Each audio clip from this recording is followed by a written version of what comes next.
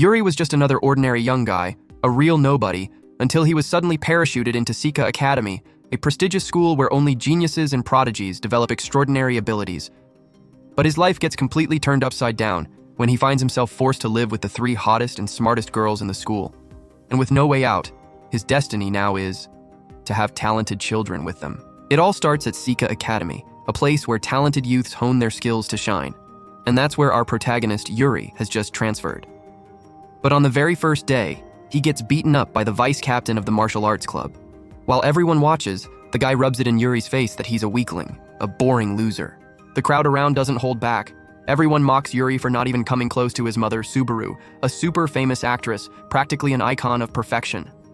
The cocky vice captain tells Yuri to show some talent to the school's three kings, the top students at Sika.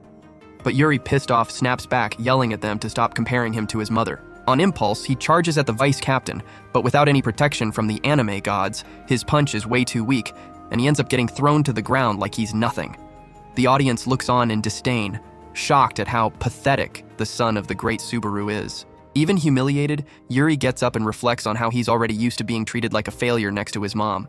Suddenly, he delivers one of those big speeches telling the vice captain to stop idolizing talent so much. And for a moment, the guy actually hesitates, realizing that Yuri has a sort of magnetic charm, just like his mother.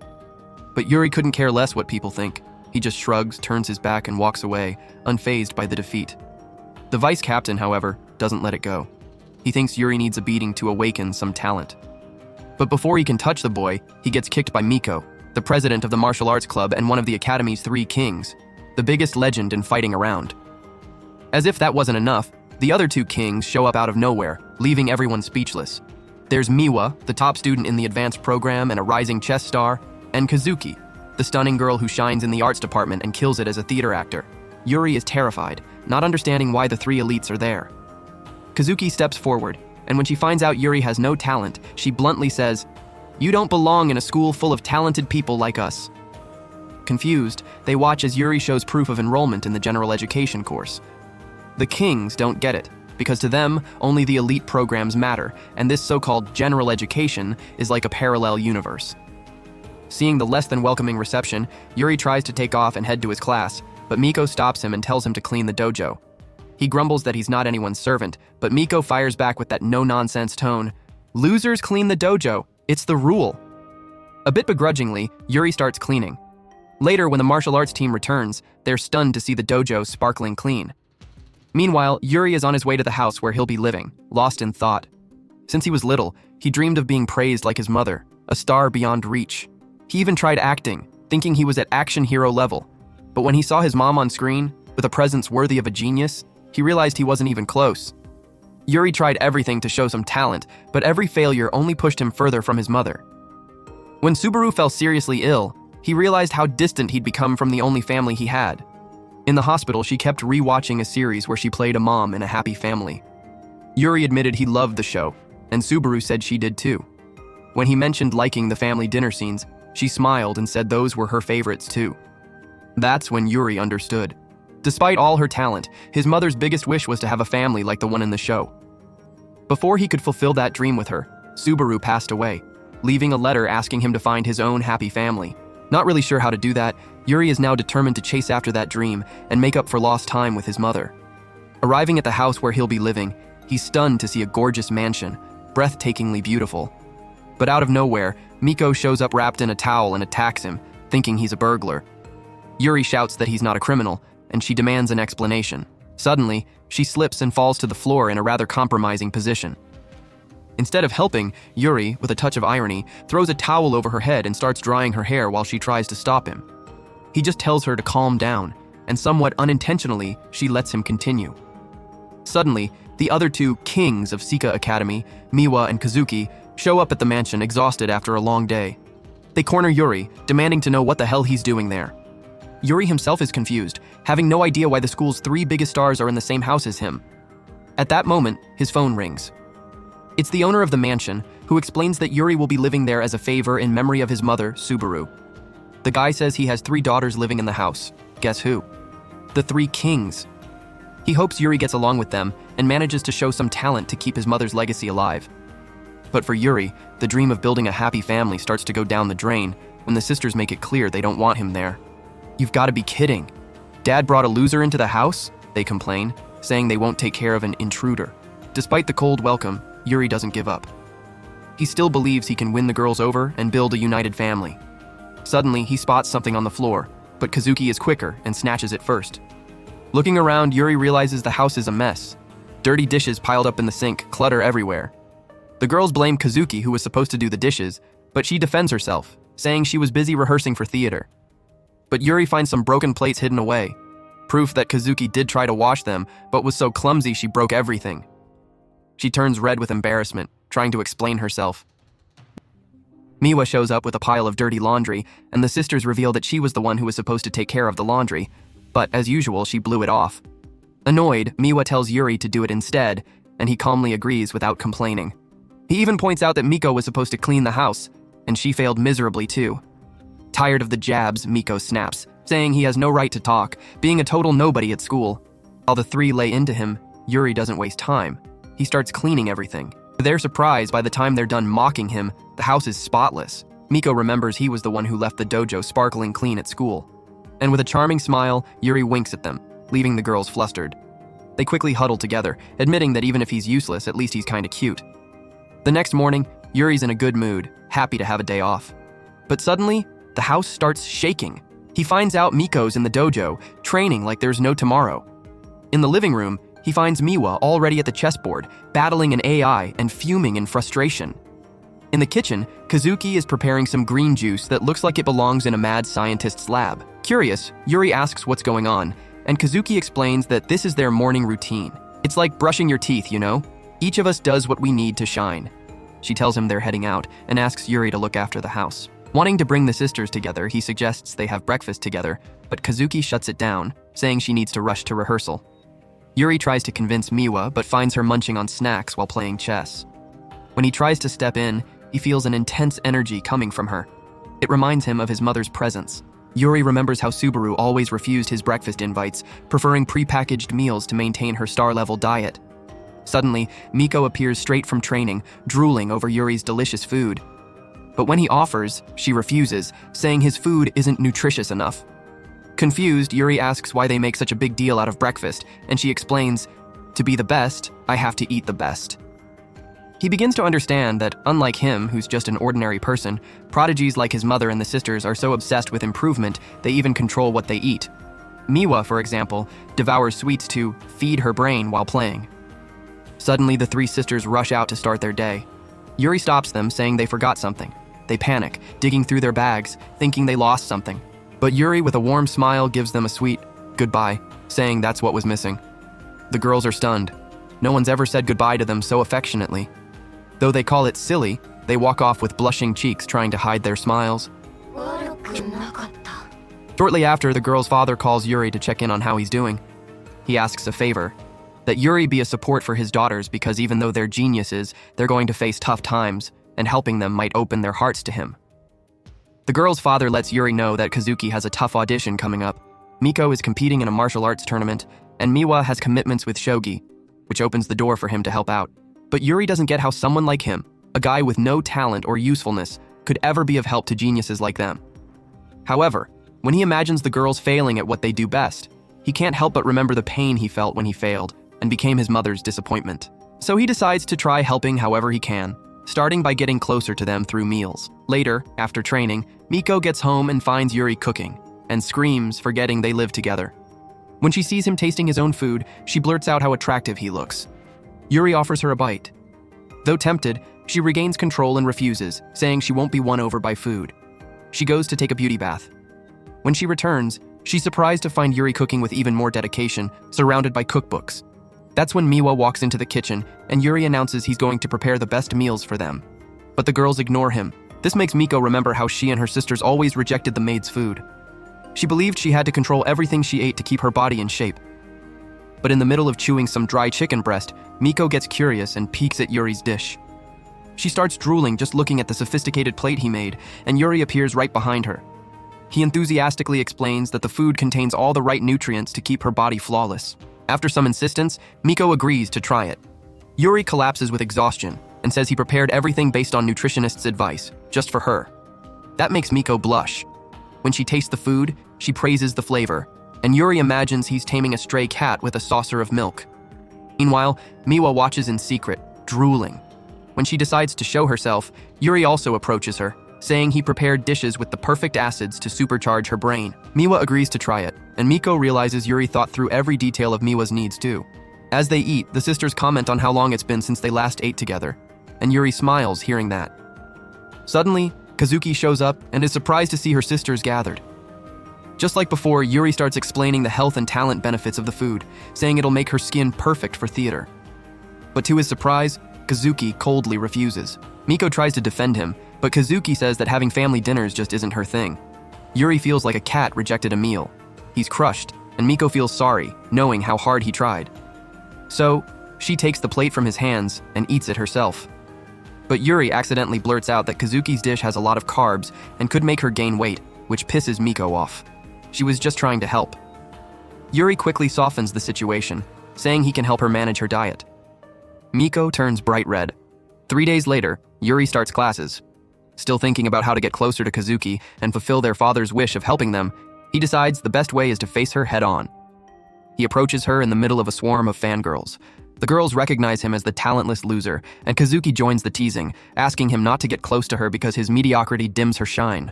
Suddenly, Yuri begs her to accept his special little gift, something only he can give her that will make her really happy, clearly referring to food. The girls have no idea what he means, thinking he's flirting with her. Kazuki, dying of embarrassment, says he's making the girls misunderstand everything and that he'll pay for it when they get home. That only worsens her situation, making the fans even more suspicious, believing Kazuki is in some kind of relationship with Yuri. He seizes the moment and runs off. He then looks for Miko to ask for help with Kazuki. But when he calls her, she can only think about how he makes her flustered. Her friends confront Yuri for getting too close, but Miko appears with such an intimidating aura that everyone backs off. Yuri then runs to his last hope, Miwa. Meanwhile, Miwa is in class playing shogi on her phone. When she hears some classmates struggling with a math problem, she solves it easily. But instead of admiration, she gets intimidated looks for being so smart. When Yuri arrives, he realizes that, unlike her sisters and just like at home, Miwa is super quiet at school. Yuri tries to start a conversation with Miwa and invites her to have lunch with him, but she refuses and walks off without looking back. Even so, Yuri insists and starts chasing after her all over campus, causing a ridiculous pursuit just because he wanted to share a meal. In the end, both of them collapse from exhaustion, and Yuri realizes that Miwa is just as bad at sports as he is.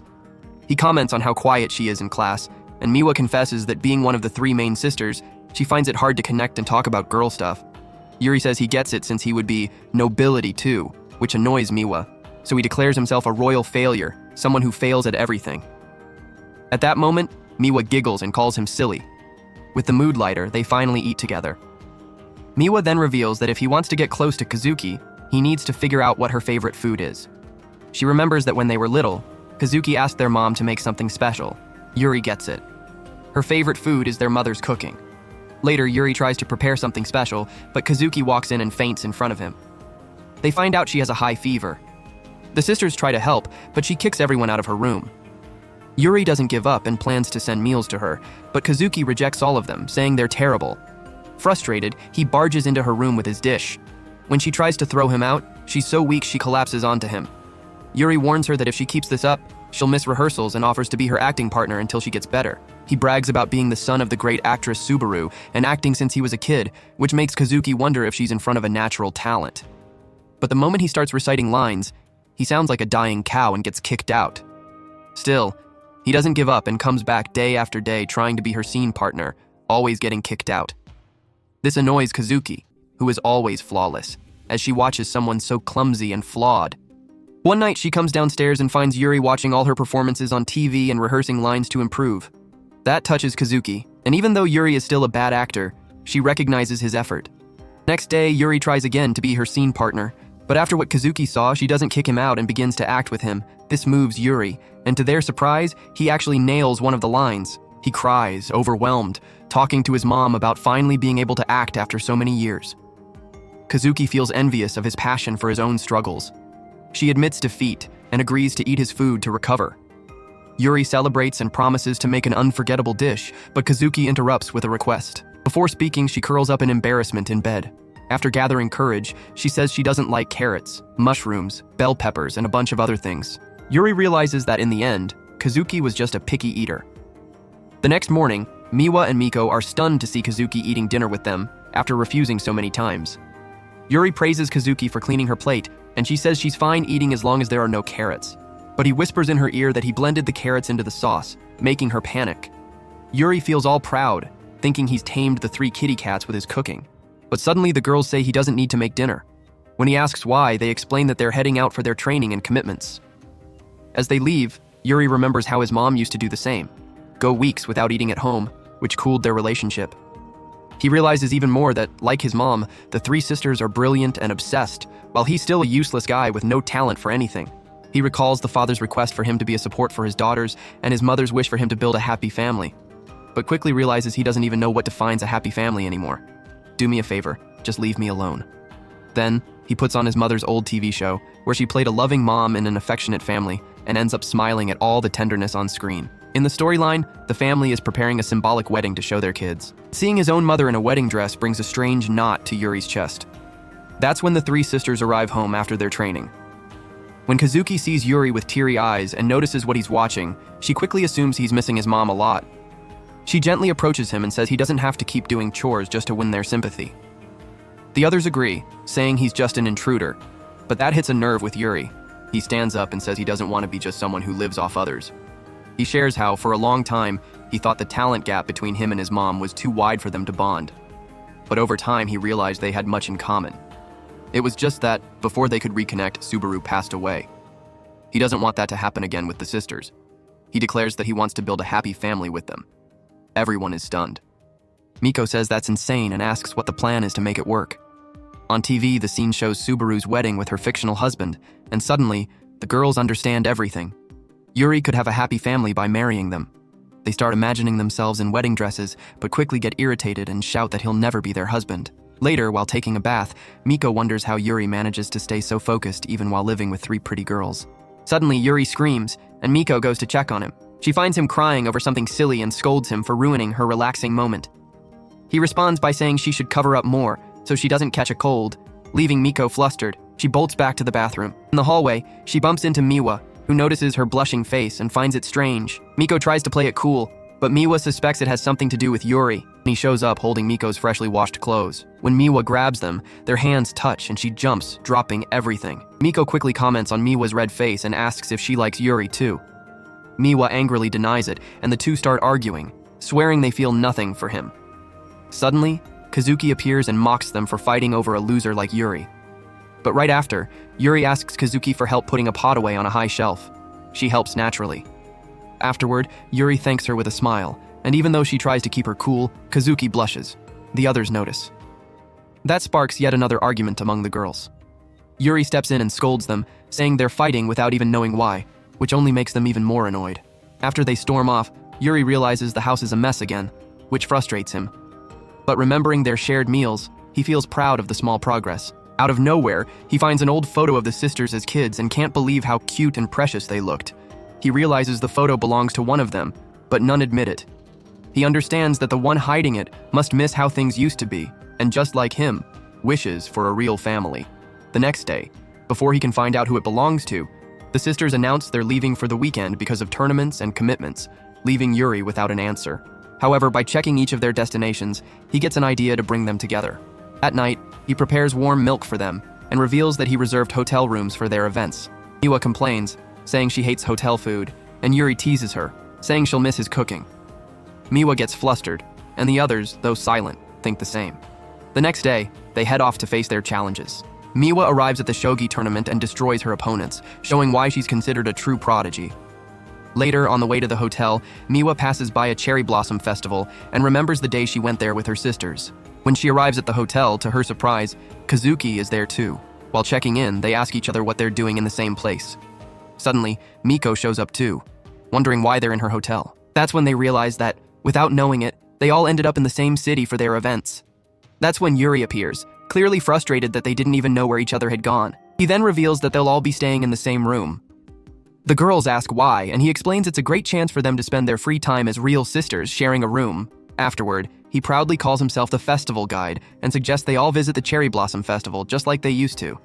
But instead of getting excited, the girls yell at him for coming up with a crazy idea right before their big competitions. Yuri tries to convince them by saying there's a temple at the festival that brings good luck. Miko mocks him, saying real champions don't need that. But then Yuri shows them that legends like Messi, LeBron, Emin, and even Johnny Sins have visited that shrine for luck, which changes their reaction. Next, he shows pictures of the festival's local foods, and the girls admit they look way better than the hotel food. Kazuki is the first to agree to go, but demands that everyone wear stylish outfits if they want to walk with her. So Yuri takes them to a kimono rental shop. The shop owner is shocked to see the famous Madonna sisters in her store. Without wasting time, she dresses each of them in the finest kimonos available, transforming them into true Japanese beauties. But Yuri notices that Miko has been left out, not wanting to participate. He tries to convince her to pick one of the many beautiful kimonos, but she refuses. That's when the shop owner suggests a blue kimono that would match her sporty vibe.